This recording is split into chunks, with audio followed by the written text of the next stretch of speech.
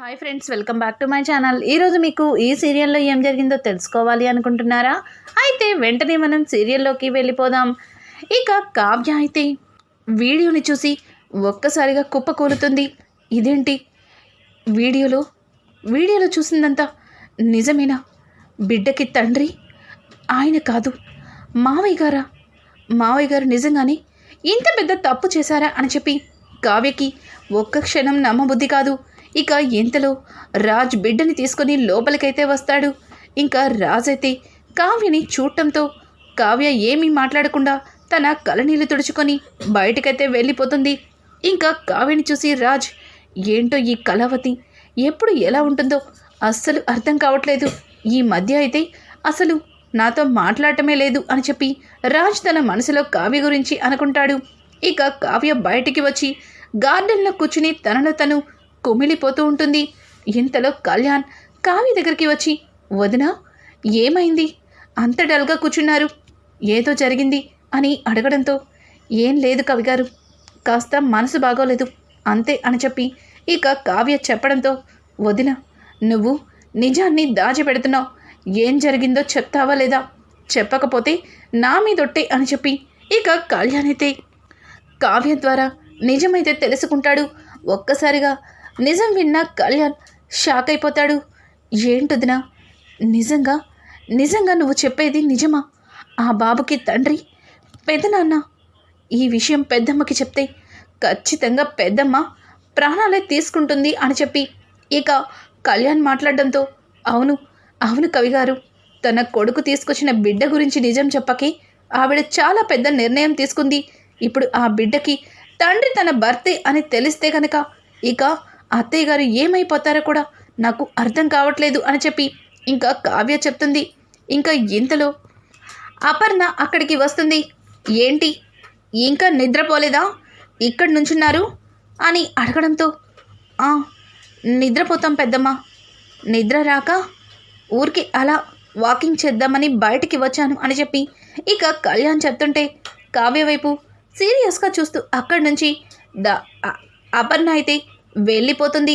ఇక అపర్ణ వెళ్ళిపోయిన తర్వాత కావ్య, చూసారుగా కవిగారు, అత్తయ్య గారు అన్ని విషయాల్లో పర్ఫెక్ట్గా ఉండాలి అనుకుంటున్నారు, ఆవిడ ఏ తప్పు చేయకూడదు అని అనుకుంటారు, అట్లాంటి వ్యక్తి ఇప్పుడు మావయ్య గారు తప్పు చేశారు అని తెలిస్తే ఎట్లా రియాక్ట్ అవుతారో అర్థం కావట్లేదు అని అంటుంటే, వదిన అయితే ఏం చేద్దాం, ఇప్పుడు నిజం చెప్పకపోతే రేపొద్దున్న అన్నయ్యని పెద్దమ్మ ఇంటి నుంచి బయటికి పంపించేయాలి అనుకుంటుంది, కానీ నిజాన్ని ఎన్నాళ్ళని దాచిపెడతాం అని అంటుంటే, లేదు కవిగారు, లేదు, ఇది చెప్పవలసిన నిజమే, కానీ నాకు ఇది నమ్మశక్యం కావట్లేదు, అసలు ఇదంతా ఎలా జరిగిందో కూడా నాకు అర్థం కావట్లేదు అని చెప్పి ఇక కావ్య అంటుంటే, ఇంతలో అక్కడికి సుభాష్ అయితే వస్తాడు.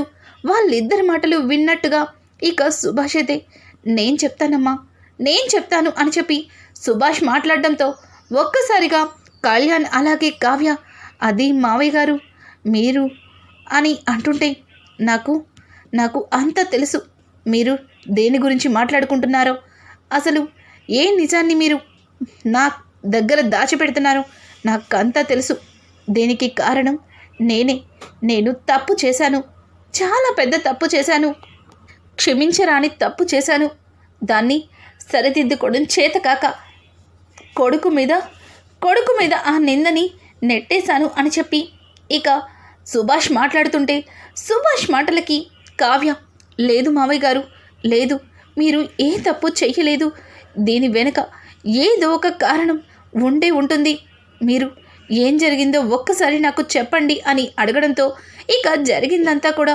సుభాష్ కావ్యతో చెప్తాడు. ఏంటి, ఒక్కసారికి బిడ్డ పుట్టుకొచ్చిందా అని కావ్య ఆశ్చర్యంగా అడుగుతుంది. ఇంకా వెంటనే పక్కనే ఉన్న కళ్యాణ్, అదేంటి పెదనాన్న, అసలు ఇది ఎలా సాధ్యం అని అడగడంతో, అదేంటి కళ్యాణ్, ఏం తెలియనట్టు మాట్లాడుతున్నావు, ఒక ఆడ మగ కలిస్తే బిడ్డ పుట్టడానికి ఒక్క రోజు సరిపోదా అని చెప్పి ఇక సుభాష్ మాట్లాడుతూ, తప్పు చేశాను, చాలా పెద్ద తప్పు చేశాను. తప్పుకి శిక్షని నా కొడుకు అనుభవిస్తుంటే నోరు విప్పలేక ఒక రాయిలాగా నుంచుండిపోయాను అని చెప్పి ఇక సుభాష్ అయితే చాలా బాధపడుతుంటాడు. మావయ్య గారు, ఈ నిజాన్ని మీలోనే దాచుకోవాలి. ఇది ఎట్టి పరిస్థితుల్లో అత్తయ్య గారికి తెలియడానికి వీల్లేదు. అంతా నేను చూసుకుంటాను. మీరు దీని గురించి ఆలోచించి బాధపడకండి. ఆయన ఈ ఇంట్లో నుంచి అడుగు బయట పెట్టిన రోజు ఏం చేయాలో నాకు తెలుసు అని చెప్పి ఇక కావ్య అయితే సుభాష్కి ధైర్యం చెప్పి లోపలికైతే వెళ్తుంది. ఇక అక్కడికి రాజా బాబుని ఎత్తుకుని ఆడిస్తుంటాడు. కానీ వాడు ఎంత ఊరడించినా ఏడుస్తూనే ఉంటాడు. ఇంతలో కావ్య వచ్చి ఇలా ఇవ్వండి అని చెప్పి బాబుని తీసుకుని ఇక వాడిని ఆడించి పాడించి నిద్రపుచ్చుతుంది. పిల్లల్ని తీసుకురావడమే సరిపోదు, వాళ్ళని ఎలా ఆడించాలో కూడా నేర్చుకోవాలి. అయినా కన్నబిడ్డ అయితే నేర్చుకుంటారులే, కన్నబిడ్డ కానప్పుడు ఎలా నేర్చుకుంటారు మీరైనా, నా పిచ్చిది మాటలు కాకపోతే అని చెప్పి కావ్య రాస్తూ అంటుంది. ఏయ్, ఏం మాట్లాడుతున్నావు? ఆ బాబుకి నేనే కన్న తండ్రి, నేనే అన్నీ నేర్చుకున్నాను. నువ్వు ఇప్పుడు కొత్త అనుమానాన్ని లేపమాకు అని చెప్పి ఇక కావ్యతో అంటాడు. ఇక ఇంతలో ఉదయాన్నే అపర్ణ రాజు దగ్గరికి వచ్చి, ఏంటి నీకిచ్చిన 2 రోజుల గడువు అయిపోయింది, ఇక ఇంటి నుంచి బయలుదేరుతావా, లేకపోతే ఆ బిడ్డని తన తల్లి దగ్గరికి చేరుస్తావా అని చెప్పి ఇంకా కావ్య దగ్గరే అపర్ణ కాస్త కూడా మొహమాటం పడకుండా రాజ్ని అడుగుతుంది. రాజ్, మమ్మీ ఆల్రెడీ చెప్పాను కదా, నేను ఈ కుటుంబాన్ని వదిలి ఈ ఇంటిని వదిలి బాబుని తీసుకొని వెళ్ళిపోవాలి అనుకుంటున్నాను. నా నిర్ణయం అదే అని చెప్పడంతో, రాజ్ ఒక్కసారి ఆలోచించు, ఒక్కసారి ఈ కుటుంబాన్ని వదిలి గడప దాటితే మళ్ళీ ఈ కుటుంబంలో అడుగు పెట్టే అవకాశం కోల్పోతావు. ఒక బిడ్డ కోసం కుటుంబాన్ని వదులుకుంటున్నావు, ఈ ఇంటి వారసత్వాన్ని వదులుకుంటున్నావు అని చెప్పి ఇక అపర్ణ అయితే రాజ్తో మాట్లాడుతుంది. కానీ రాజ్ అది పట్టనట్టుగా కావ్యని బాబుని తీసుకుని ఇల్లు వదిలి వెళ్ళిపోవాలి అనుకుంటాడు. ఇంకా అలాగే కావ్య కూడా రాజ్ చెప్పిన మాటలకి ఆయన వెనకే నేను కూడా అన్నట్టుగా కావ్య మాట్లాడుతుంటే, ఇదిగో అమ్మాయి, నువ్వు ఒక నిర్ణయం తీసుకునేటప్పుడు ఆలోచించి తీసుకుంటావని నీ మీద కొంచెమైనా నమ్మకం ఉండేది.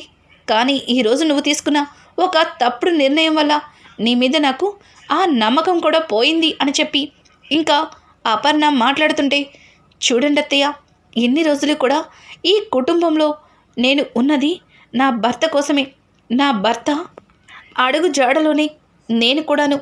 ఇక ఎంత జరిగినా నాకు నా భర్తే ముఖ్యం అని చెప్పి ఇక కావ్య చెప్తుంటే, కావ్య మాటలకి రాజ్ చాలా ఆశ్చర్యంగా కావ్య వైపు చూస్తాడు.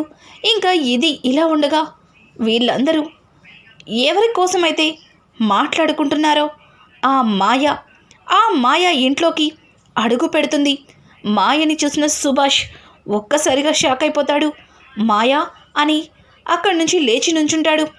ఇంతలో రాజ్ మాయని చూసి, ఇదేంటి, తినేందుకు ఇక్కడికి వచ్చింది అని చెప్పి వెంటనే రాజ్, ఏయ్ ఏంటి ఇక్కడికి వచ్చావు, నీకు నేను చెప్పాను కదా కొంచెం టైం కావాలని, కానీ డైరెక్ట్గా ఇంటికి వచ్చేసావేంటి అని అడగడంతో, చూడు రాజ్, నువ్వు నా బిడ్డకి ఈ ఇంటి వారసత్వాన్ని ఇచ్చి నన్ను ఈ ఇంట్లో కోడలిగా తీసుకొస్తావని ఎదురు చూశాను.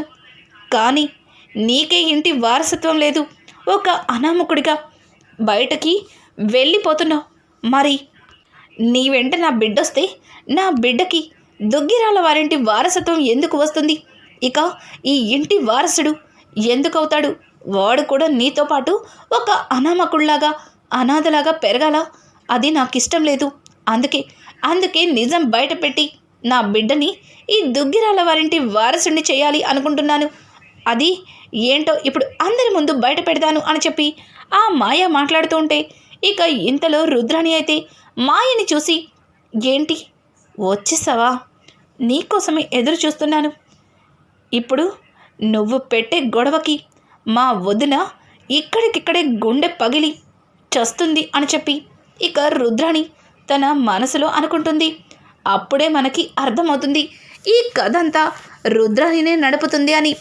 ఇంకా ఆ మాయ అయితే నా బాబుని నాకివ్వు అని రాజ్ దగ్గర నుంచి లాక్కొని ఇంట్లో పెద్దలు అలాగే ఎవరు లేరా అందరూ రండి అని పిలవడంతో ఇక అందరూ కూడా తన దగ్గరకైతే వస్తారు. బాబుని ఎత్తుకోవడంతో ధాన్యలక్ష్మి, ఓ ఆ బిడ్డకి తల్లి నువ్వే అన్నమాట. అయినా బిడ్డని ఇలా మా రాజ్కిచ్చి వదిలి ఇన్ని రోజులు ఎలా ఉన్నావు నువ్వు అని అడగడంతో, చూడండి నేను ఇన్ని రోజులు కూడా నా బిడ్డకి ఈ దుగ్గిరాల వారింటి వారసత్వాన్ని ఇచ్చి నన్ను ఇంటి కోడలిగా తీసుకొస్తారని ఎదురు చూశాను. కానీ ఈ రోజున నా బిడ్డని ఈ రాజ్తో పాటు బయటికి పంపించి ఒక అనాథని చేస్తుంటే చూస్తూ నేను ఎలా ఊరుకుంటాను? అందుకే నేనే ఈరోజు మీ ముందుకి వచ్చాను. ఇంతవరకు నేను పడుతున్న మాటలు చాలు. సార్ మీరన్నా నిజం బయట పెట్టండి సార్. ఇంతవరకు జరిగింది ఇకపై జరగబోయేది అంతా మీకు తెలుసు. మీరు నోరు విప్పాల్సిందే అని చెప్పి ఇక సుభాష్ దగ్గరికి వెళ్ళి మాట్లాడుతుంటే ఇంతలో అపర్ణ అయితే, ఏయ్ ఏంటి ఆయన దగ్గరికి వెళ్ళి ఏదో క్లోజ్గా ఆయన నీకు ఇంతకుముందే తెలిసినట్టుగా మాట్లాడుతున్నావు అని అంటుంటే, ఉండు వదినా, ఎందుకు కంగారు పడుతున్నావు? ఏంటి ఇప్పుడు ఇంతకీ నీ బాధ ఏంటి? ఆ బిడ్డకి తల్లి నువ్వే. రాజ్కి నీకు పుట్టిన బిడ్డే కదా, ఆ బిడ్డ గురించేగా నువ్వు మాట్లాడుతుంది అని అంటుంటే, ఏం మాట్లాడుతున్నారు? రాజ్కి నాకు బిడ్డ పుట్టడం ఏంటి? అసలు రాజ్ నాకు కొడుకు లాంటివాడు అని చెప్పి ఇక మాయ మాట్లాడడంతో ఒక్కసారిగా మాయ మాటలకి అపర్ణ షాక్ అయిపోతుంది. ఏయ్ ఏం మాట్లాడుతున్నావు అని అంటుంటే, అవునండి, రాజ్ నాకు కొడుకు లాంటివాడు.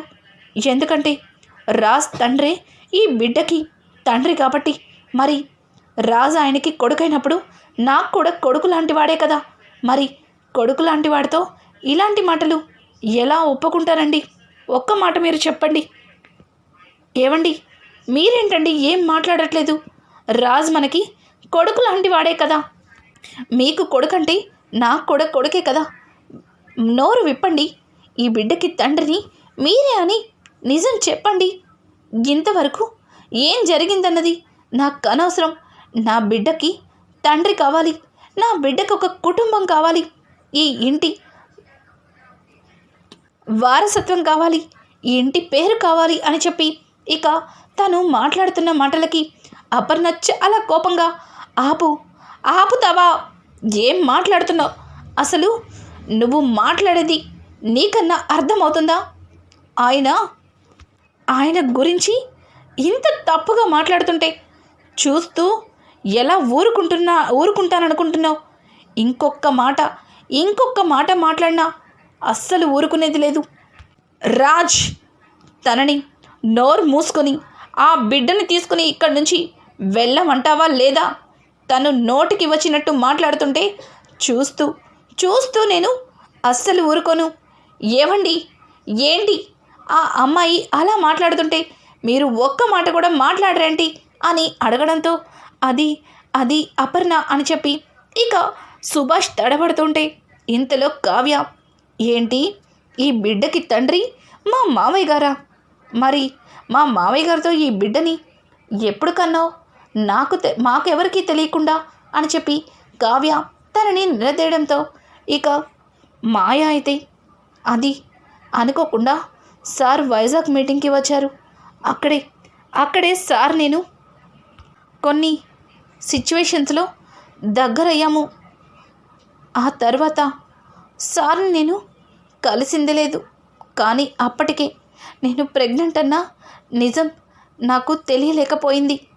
5వ నెల వచ్చిన తర్వాత కానీ ఈ బిడ్డ కడుపులో పడింది అన్న సంగతి తెలుసుకున్నాను. దీనికి కారణం సార్ నేను వైజాగ్లో కలవడం బట్టిచ్చే జరిగిందని నాకు అర్థమైంది అని చెప్పి ఇక మాయ చెప్తుంటే, షటప్, ఏం మాట్లాడుతున్నావు? మా అన్నయ్య గురించి తప్పుగా మాట్లాడుతున్నావు. మా అన్నయ్య ఎట్లాంటి వాడో మాకు బాగా తెలుసు. చూడు, మా అన్నయ్య గురించి ఇంకొక మాట మాట్లాడినా ఊరుకునేదే లేదు అని చెప్పి ఇక రుద్రాని కావాలని మాట్లాడుతుంటే ఎంతలో అక్కడికి కళ్యాణ్ వస్తాడు.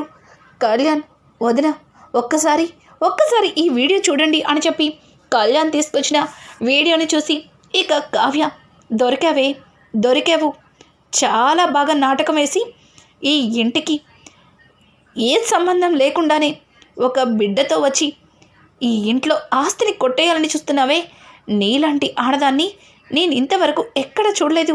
ఛీ, నీ క్యారెక్టర్ గురించి తప్పుగా చెప్పుకొని ఇలా తప్పుడు మాటలతో ఈ కుటుంబంలో అడుగు పెట్టడానికి నీకు సిగ్గనిపించట్లేదా అని కావ్య చెడమడ తిడుతుంది.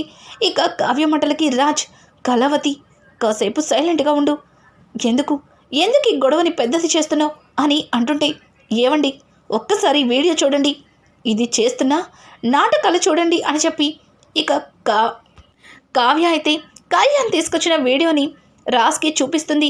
రాజ్ ఆ వీడియో చూసి ఒక్కసారిగా షాక్ అవుతాడు.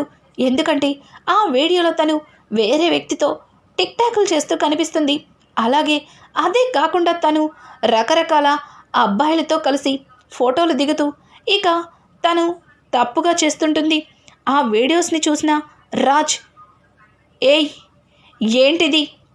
డబ్బు కోసమే మా నాన్నని ట్రాప్ చేసి ఈ రకంగా మా నాన్న దగ్గర డబ్బు తీసుకోవాలనుకుంటున్నావా అని అడగడంతో, నేను మీరు అనుకున్నట్టే అది సార్ని కలవకముందు, కానీ సార్ని కలిసిన తర్వాత నేను సారైన జీవితం అనుకున్నా, ఈ బిడ్డ కడుపులో పడిన తర్వాత అని అంటుంటే, నోరు మొయ్, నేను నీ గురించి తెలిసిన మరుక్షణమే మొత్తం ఎంక్వైరీ చేయడం మొదలుపెట్టా. ముందుగా నిన్ను ఎక్కడ చూసినట్టు అనిపించింది, అది కళ్యాణ్కి చెప్పడంతో కళ్యాణ్ మొత్తం టెక్నిక్ అంతా యూజ్ చేసి నీ గురించి బయట పెట్టుకున్నాడు. ఇక మాకు సహాయంగా అప్పు కూడా ఉంది, ఇంకా మాయ చేయాలని చూడకు అని చెప్పి ఇక కావ్య అయితే ఆ మాయ నిజస్వరూపాన్ని బయట పెడుతుంది. అలాగే ఈ కుటుంబ గౌరవ మర్యాదల్ని మంట కలపడానికి నీకు ఈ ఇంట్లో వాళ్ళు ఎవరో సహాయం చేశారు అన్న నిజమైతే నాకు తెలుస్తుంది, ఎవరో చెప్తావా లేదా అని చెప్పి కావ్య మాయని పట్టుకొని అడగడంతో తను, సారీ మేడం, తప్పు చేశాను, నేను చాలా పెద్ద తప్పు చేశాను, నేను ఈ దుగ్గిరాల వారింటికి కోడల్ని కావాలి అని చిన్న ఆశతో ఈ పొరపాటు చేశాను. నేను ఈ ఆస్తిని అనుభవించాలని, అలాగే మహారాణిలా ఉండాలని ఆశపడ్డాను. అందుకే తప్పు చేశాను మేడం, నన్ను క్షమించండి ప్లీజ్, నన్ను వదిలేండి. సుభాష్ గారు, నేను చేసిన తప్పు వల్ల మీ మనసుని చాలా బాధ పెట్టాను, నన్ను క్షమించమని చెప్పండి అని అంటుంటే, మరి ఈ బిడ్డ అని అడగడంతో రాజ్, ఆ బాబు నా బిడ్డ కాదు, అనాథాశ్రమం నుంచి తీసుకొచ్చిన బిడ్డ. అసలు నాకు పిల్లలే పుట్టలేదు. సుభాష్ గారికి నాకు మధ్యలో ఏమీ జరగలేదు. ఆ రోజు సార్ వర్క్ టెన్షన్లో ఉంటే సార్కి నేనే కాస్త చనువుగా మాట్లాడుతూ ఆయన తాగిన కూల్ డ్రింక్లో మత్తు మందు కలిపాను. ఆ తర్వాత సార్తో కలిసి కొన్ని ఫొటోస్ని దిగి అవి చూపించి సార్ని నిజంగా నమ్మించాను. సార్ కూడా మా ఇద్దరి మధ్యలో ఏదో జరిగిందని అనుకుని చాలా కంగారు పడ్డారు, చాలా బాధపడ్డారు. అదే అలసుగా తీసుకుని ఈ నాటకాన్ని ఆడాను. నన్ను క్షమించండి, తెలియక తప్పు చేశాను, ఇంకా ఎప్పుడు జీవితంలో మీకు కనిపించను అని చెప్పి మాయ వాళ్ళకి క్షమాపణ చెప్తుంటే ఇంకా కావ్య అయితే నీలాంటి దాన్ని వదిలిపెట్టేది లేదు అని చెప్పి ఇంకా కళ్యాణ్తో చెప్పడంతో కళ్యాణ్ మాయని పోలీసులకి అప్పగించాలి అనుకుంటాడు. ఇక జరిగిందంతా తెలుసుకున్న అపర్ణాదేవి అయితే కావ్యని దగ్గరికి తీసుకుంటుంది. ఒక విధంగా రాజ్ కావ్య చేసిన పనికి మెచ్చుకోకుండా అస్సలు ఉండలేడు. అలాగే తనని అంతగా ఇష్టపడే భార్యని ఎన్ని రోజులు దూరం పెట్టానని రాజ్ తన మనసులో అనుకుంటూ ఇక కావ్యని దగ్గరికి తీసుకొని తన ప్రేమ గురించి కావ్యకి చెప్పాలి అనుకుంటాడు. రానున్న ఎపిసోడ్స్ అయితే చాలా ఇంట్రెస్టింగ్గా ఉంటాయి. ఇక్కడ నుంచి కావ్య రాజుల ఇద్దరి మధ్యలో మొదలయ్యే గిల్లి కజ్జాలు, అలాగే వాళ్ళిద్దరి మధ్యలో ఉండ ప్రేమ, ఇదంతా మీరు ముందుగా తెలుసుకోవాలి అనుకుంటే మా ఛానల్ని సబ్స్క్రైబ్ చేసుకోవడం మాత్రం మర్చిపోకండి. Thanks for watching.